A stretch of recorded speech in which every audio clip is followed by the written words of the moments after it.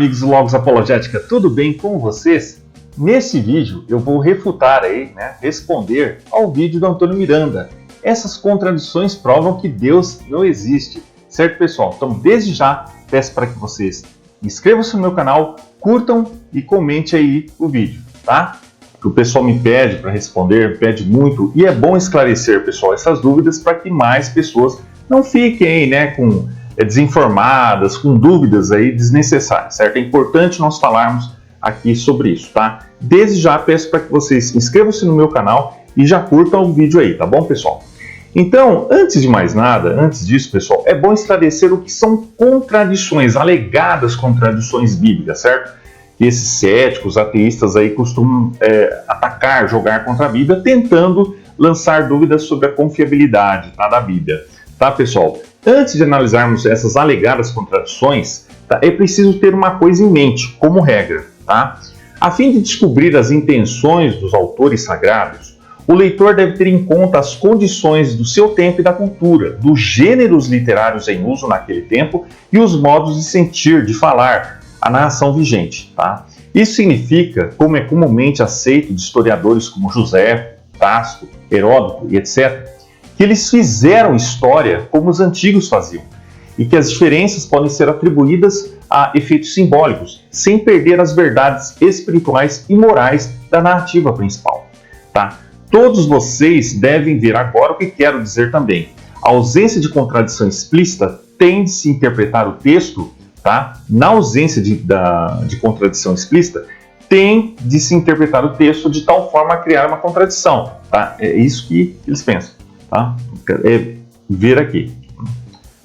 Outro erro primário desse grupo, e outros ateístas, é confundir contradição com omissão.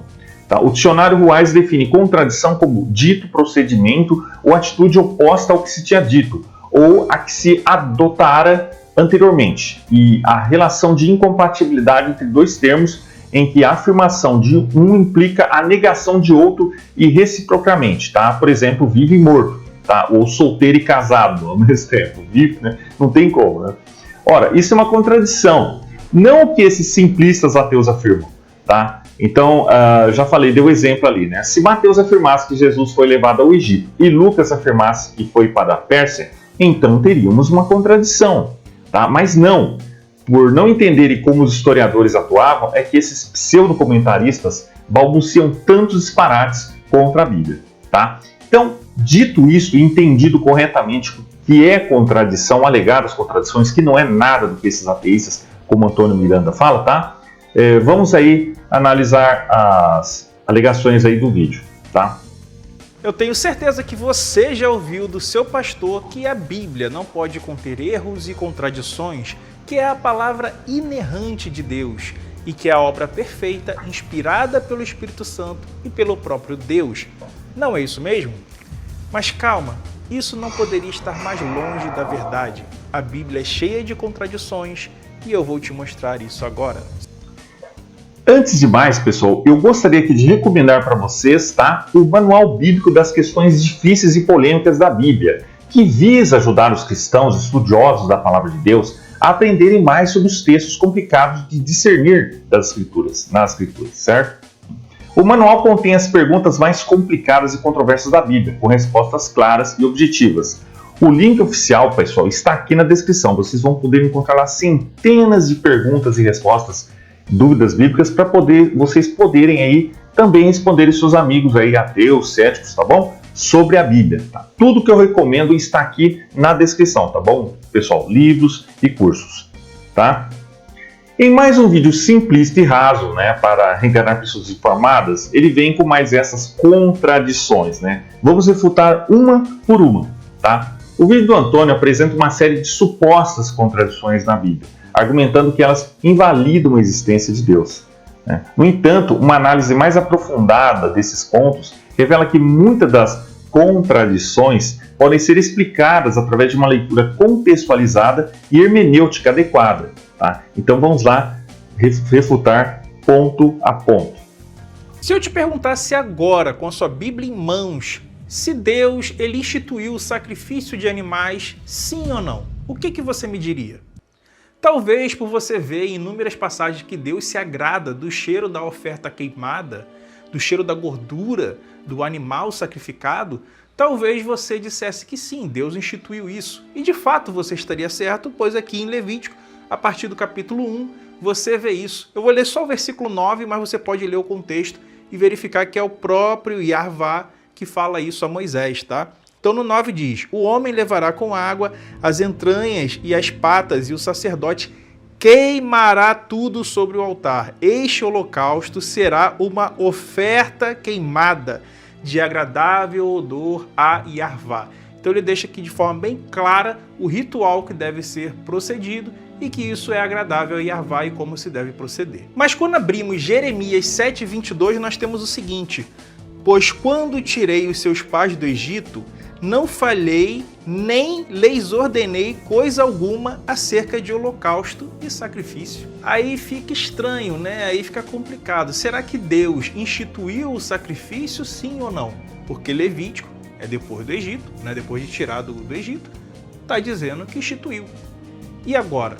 Primeira contradição. Então, aqui nesse primeiro ele fala sobre o sacrifício de animais, né? Levítico versus Jeremias, tá? Então, ele cita Levítico 1:9, onde Deus estabelece sacrifício de animais como uma oferta agradável, e contrasta com Jeremias 7:22, onde Deus diz que não ordenou os sacrifícios ao tirar os israelitas do Egito. A aparente contradição surge de uma leitura descontextualizada. Em Levítico, Deus estabelece um sistema sacrificial após a aliança no Sinai, como parte de um ritual de expiação e comunhão. Já em Jeremias 7:22, o profeta critica a hipocrisia do povo, que prioriza os sacrifícios em detrimento da justiça e do amor ao próximo. O texto não nega a instituição dos sacrifícios, mas enfatiza que eles nunca foram o principal mandamento de Deus. A mensagem é que a obediência e a justiça são mais importantes do que os rituais. Leia lá, e é isso que o Antônio não fala, né? Leia lá em 1 Samuel 15:22, certo? O 18:20 vai dizer o seguinte: o filho não levará a culpa do pai, nem o pai levará a culpa do filho. Assim como a gente vê também em João capítulo 9, onde Jesus diz que o cego não está naquela condição por causa do pecado do pai ou por causa do seu pecado, etc.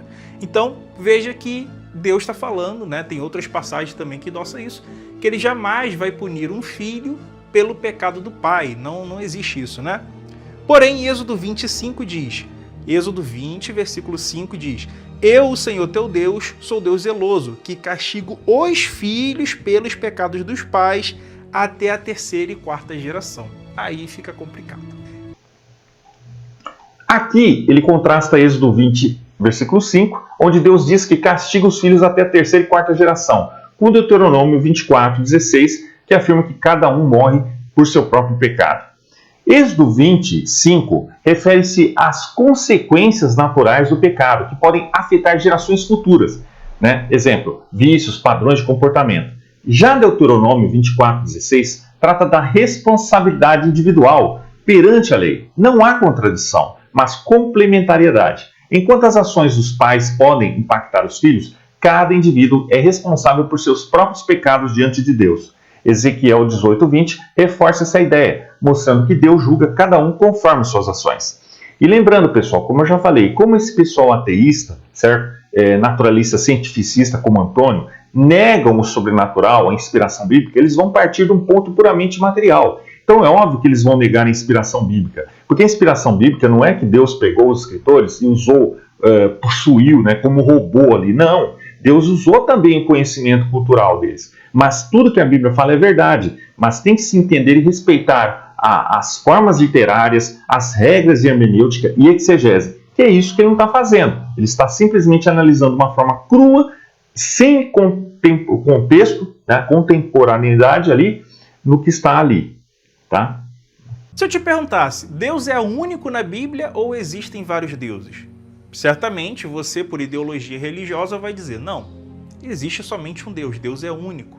No máximo você vai falar que tem a Trindade, mas tem a mesma substância, que seria um Deus só, não é isso? E se você for religioso? Se você for ateu, provavelmente você sabe que isso não é verdade. Porque veja, acompanhe comigo o trecho de Isaías 44:6, né? Depois tem o 45:7, que vai dizer o seguinte: eu sou o primeiro e eu sou o último, além de mim não há Deus. Então está falando aqui que ele é o único Deus. Em Isaías 45:7 ele diz: eu crio as trevas, eu crio a luz, eu crio o bem, eu crio o mal, não há outro Deus que faça todas essas coisas senão somente eu, né? Então Isaías 45:7 também vai endossar isso. Porém, quando a gente vai em trechos como Deuteronômio 32, 8 e 9, é dito que o Altíssimo, Elion, ele distribuiu a terra, e quem herdou a terra do Deus Elion foi o Deus Yarvá, ou seja, ele herda somente o povo de um outro Deus. Mas em Deuteronômio 4:35 já vai contradizer isso. Olha só: ao te mostrar essas coisas, Deus quis te ensinar que o Senhor, ou seja, Yarvá, é Deus e que não há outro além dele. E aí nós temos mais uma contradição com Salmos 82, que vai dizer no versículo 1: Deus preside a Assembleia Divina, no meio dos deuses julga. Então aqui, novamente, a Assembleia de El, né? Onde você vai ter ali o Deus Elohim, vai ter os outros deuses ali na Assembleia. Então aqui ele cita Isaías 44:6 e 45:7 para afirmar que Deus é único, mas contrasta com Salmos 82:1, onde Deus preside uma assembleia de deuses. Tá? É muito comum, certo, pessoal, nós vermos nesses vídeos céticos, ateístas aí, principalmente desse pessoal aí do YouTube, que está na modinha, né, fazer esses vídeos criticando a Bíblia ou alegações contra a Bíblia, tudo no intuito de ganhar like, né, pessoal? Clickbait, nessa questão forçada, né? E isso tudo já foi respondido no meu blog aqui. Tá? Salmos 82:1 usa linguagem poética e metafórica para descrever a supremacia de Deus sobre todas as potências espirituais. A Bíblia consistentemente afirma o monoteísmo, Deuteronômio 6:4, mas reconhece a existência de seres espirituais, anjos, demônios, que não são deuses no sentido absoluto. A Assembleia Divina é uma forma literária para destacar a autoridade de Yahvé sobre todas as criaturas, não uma afirmação de politeísmo, tá? Já falamos muito sobre isso, pessoal. Já temos muitos artigos com fontes acadêmicas, tanto no blog, tá? E como aqui no canal, também falando sobre isso. Eles sempre tentam jogar lá Deuteronômio, né? 32:8, talvez vamos falar sobre isso, onde fala sobre essa assembleia, Deus preside ali, Deus El Elyon, tá? Deu a Yahvé a sua porção. Já explicamos sobre isso, pessoal. Trazemos conteúdo aqui, inclusive do inglês, do Inspire Philosophy e outros, tá? Para vocês aqui estudarem e terem conhecimento, certo? Te perguntasse se Deus manda matar. Ai, garoto, essa é fácil. Deus jamais mandaria matar, porque Deus diz nos seus 10 mandamentos: não matarás. Que ali no hebraico eu sei, eu aprendi com o pastor, não assassinarás, aleluia, glória. Bom, no próprio Êxodo, quando Moisés vê o bezerro dourado, já cai ao fio da espada 3.000 homens, ou seja, são 3.000 homens assassinados pelos próprios amigos, companheiros, irmãos. Então só aí já tem problema, né? Porém, em 1 Samuel 15, do 1 ao 3, Deus ordena que sejam executados todas as pessoas dos amalequitas, todo mundo, mulheres, crianças, todos eles, inclusive até animais inocentes. Então, sim, bebês recém-nascidos, pessoas inocentes são assassinadas por ordem de Deus. Aqui ele contrasta o mandamento não matarás, Êxodo 20:13, com ordens de Deus para exterminar os amalequitas, 1 Samuel 15:3. Tá? O mandamento não matarás, né, que o hebraico Yotirtzar, né, refere-se ao assassinato ilegítimo de inocentes, não execução de justiça divina ou guerra santa.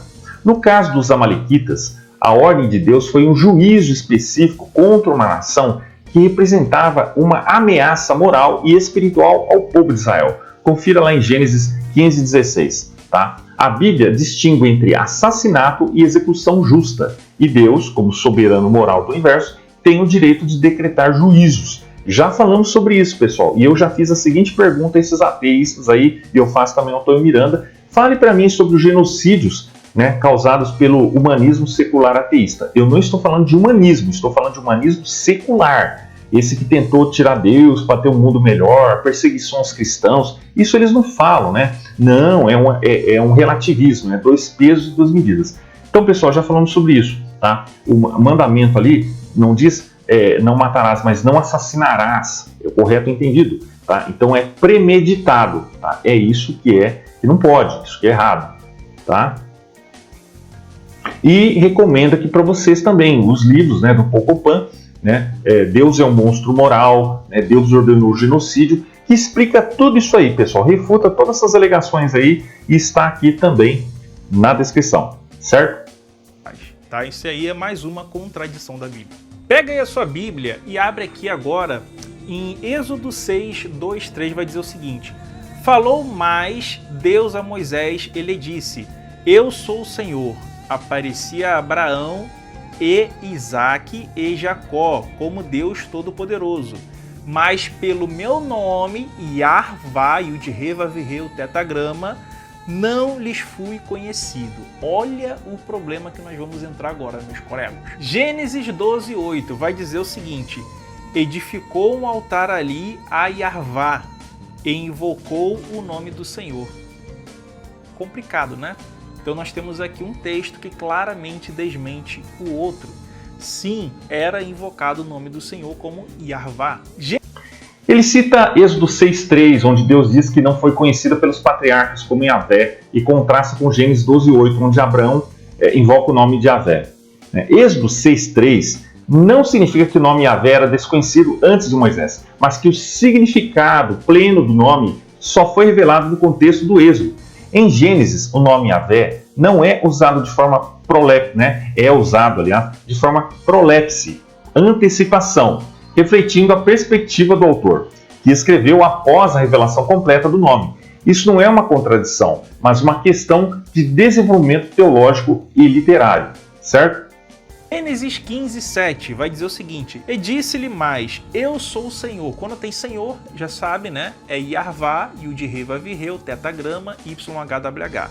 Vai dizer aqui o seguinte aqui, ó: que te tirei de Ur dos Caldeus para dar-te esta terra como herança. Então, já era conhecido o nome Yarvá, sim. Gênesis 28, 13 a 16. Então, mostrei para vocês que Abraão conhecia Yarvá, agora é Jacó, tá? Olha só.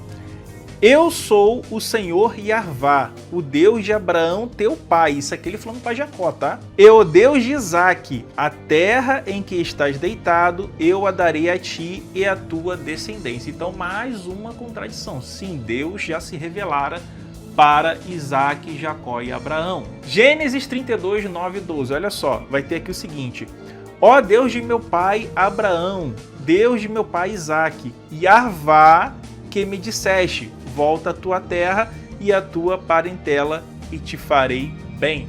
Então, note, é contradição atrás de contradição. Qual desses versículos é o correto? Qual desses textos é o correto? Fica complicado para o crente responder. Não há como negar o fato de que Abraão, Isaque e Jacó estavam cientes do nome de Deus, Jeová ou Yahvé. Confira Gênesis 15, 7. Como John Davis escreveu, no livro de Gênesis, o nome de Yahvé é introduzido de uma forma que impede completamente a suposição de que ele é usado prolepticamente, ou que é qualquer coisa além de um relato correto do incidente e do termo real empregado. Com base no número de vezes que a palavra Yahvé aparece antes de Êxodo 6.3 e as várias maneiras em que foi usada, incluindo ser parte de nomes compostos que têm significados específicos, por exemplo, Jeová Jiré, que significa Jeová prosperará ou proverá, não é sensato argumentar que os patriarcas em Gênesis não tinham conhecimento do nome de Jeová. Então, qual é a resposta para esse suposto problema? Embora os críticos da Bíblia e os descrentes possam zombar de qualquer tentativa de explicar essa passagem difícil, que eles acreditam ser irresolúvel, o fato é que existe uma explicação lógica. As expressões conhecer o nome de Jeová ou Yahvé, ou simplesmente conhecer Jeová ou Yahvé, frequentemente significam mais do que uma mera consciência de seu nome e existência. Em vez disso, conhecer, da palavra hebraica yada, frequentemente significa aprender pela experiência. Quando Samuel era um menino, a Bíblia revela que ele ministrava diante para Jeová, 1 Samuel 2, e crescia em favor tanto para com Jeová como também para com os homens. Mais tarde, no entanto, aprendemos que Samuel ainda não conhecia Jeová, nem a palavra de Jeová ainda lhe foi revelada. Em certo sentido, Samuel conhecia Jeová desde o início, Mas a partir de 1 Samuel 3,7, seu relacionamento com Deus mudou. Deste ponto em diante, ele começou a receber revelações diretas de Deus. Comparando este novo relacionamento com Deus ao seu relacionamento e conhecimento prévios dele, o autor de 1 Samuel poderia razoavelmente dizer que, de antemão, Samuel ainda não conhecia a Jeová. De acordo com Gleason Archer, a frase saber que eu sou Jeová, ou Yahvé, ou saber o nome de Jeová, aparece no Antigo Testamento pelo menos 26 vezes, e em todos os casos significa aprender por experiência real que Deus é Yahvé. Somente no livro do Êxodo, a expressão saber, Yada, aparece 5 vezes em relação a Jeová, e em todos os casos sugere um conhecimento experiencial tanto da pessoa quanto do poder de Yahvé. Em todos os casos, o conhecimento de Yahvé está conectado com algum feito ou ato de Yahvé, que de alguma forma revela tanto sua pessoa quanto seu poder. Em Números 23:19 é dito que Deus não é homem para que minta, nem filho do homem para que se arrependa. Porém, ele se arrependeu de haver feito homem sobre a terra e exterminou toda a humanidade. Muitos aqui vão querer usar de um malabarismo, como em todas essas passagens que eu estou mostrando para vocês, para dizer que ali Deus se entristeceu. Porém, ele, ao fazer o ato de destruir a humanidade, para ver se dá jeito, ali mostra sim um arrependimento. E não só entristecer. Entristecer você fica triste, mas deixa seguir, né? Ali não, ali Deus ele tentou consertar, corrigir. Então teve um arrependimento da sua parte, um ato de correção naquilo que ele tinha feito. Ele contrasta Números 23:19, onde diz que Deus não se arrepende, com Gênesis 6:6, onde Deus se arrepende de ter criado o homem. Pessoal, muitos dos termos eles são entendidos melhor no hebraico original, por isso que eu recomendo aqui para vocês, pessoal, também o kit de hebraico e grego da Universidade da Bíblia e outros também aqui, tá? O hebraico AT Desvendado, todos os links oficiais somente aqui estão na descrição, tá bom, pessoal? O arrependimento de Deus em Gênesis 6:6 é uma linguagem antropomórfica que descreve a reação divina ao pecado humano em termos humanos. Tá? Números 23:19 afirma que Deus não muda de propósito como seres humanos. Essas passagens não se contradizem, mas usam linguagens diferentes para comunicar verdades sobre a natureza imutável de Deus e sua resposta ao pecado. Outra contradição é que em Tiago 1,13 diz que Deus não tenta ninguém. Porém, você sabe que Deus tentou a Abraão, fazendo com que ele chegasse ao ponto de sacrificar o seu filho. Porém, Deus o impediu de última hora. Então Deus experimentou sim. O próprio Jó foi experimentado, foi tentado. Então sim, Deus tenta pessoas na Bíblia e testa sua fé. O que é estranho, pois um Deus onisciente não deveria testar e tentar ninguém. Como o próprio homem no Jardim do Éden. Aquilo ali foi uma espécie de teste, a qual o homem teria falhado e o plano perfeito de Deus teria ido por água abaixo. Em Gênesis 22:1, a palavra hebraica nitzah, traduzida como tentar, significa testar ou provar, não no sentido de induzir ao pecado, mas de fortalecer a fé. Tiago 1,13 refere-se à tentação para o mal, que não vem de Deus. Portanto, não há contradição, mas uma distinção entre provação para o bem e tentação para o mal. Ele cita Deuteronômio 32:8-9, onde parece haver uma distribuição de nações entre deuses, e contrasta com Deuteronômio 4:35, que afirma que Yahvé é o único Deus. Deuteronômio 32:8-9 usa a linguagem da cultura cananeia para descrever a soberania de Yahvé sobre todas as nações. A expressão filhos de Deus, ou deuses, hebraico Bene Elohim, refere-se a seres espirituais ou anjos, não a deuses no sentido absoluto.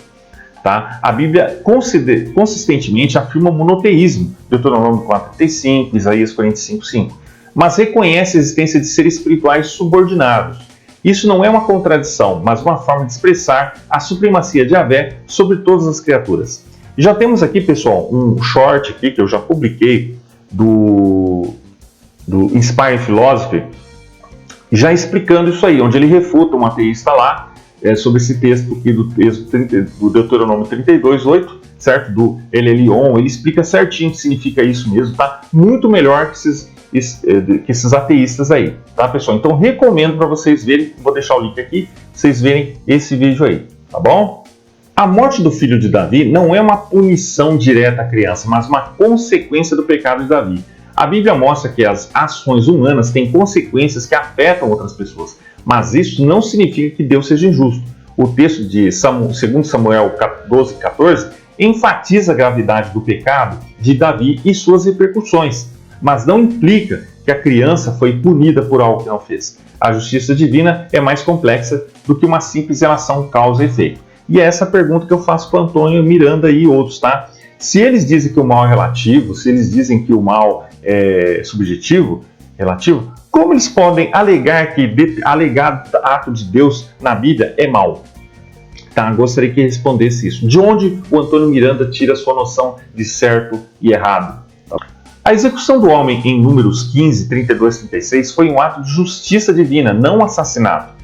O sábado era um mandamento central da aliança entre Deus e Israel, e violá-lo intencionalmente era uma afronta direta à autoridade de Deus. A punição severa servia como um aviso para a comunidade sobre a santidade da lei. Isso não contradiz o mandamento não matarás, que se refere ao assassinato ilegítimo, não à execução de justiça.